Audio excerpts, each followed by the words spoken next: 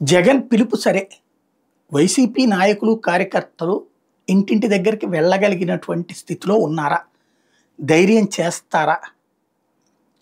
ఆ ధైర్యం ఉందా ఇప్పుడు? ప్రస్తుతం వరుస కేసులు, వేధింపులు, అరెస్టులు, జైళ్ళు, హింస ప్రజ్వరిల్లుతున్నటువంటి దశలో వీళ్ళు వెళ్ళగలుగుతారా?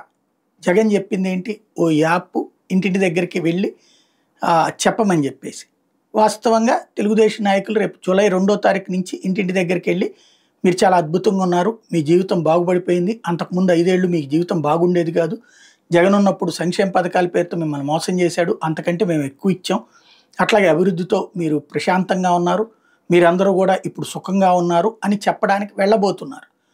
ఇప్పుడు వాళ్ళని అలాగా ఇంటికి వచ్చినప్పుడు తమకెంత వస్తుంది, ఈ ఏడాది ఎంత నష్టపోయారు అన్నటువంటిది గుర్తు చేయమని ఇచ్చినటువంటి పిలుపుతో పాటు 3 వారాల పాటు తన నాయకుల్ని, తన కార్యకర్తల్ని జనం దగ్గరికి వెళ్ళి చెప్పమని చెప్తున్నాడు జగన్మోహన్ రెడ్డి.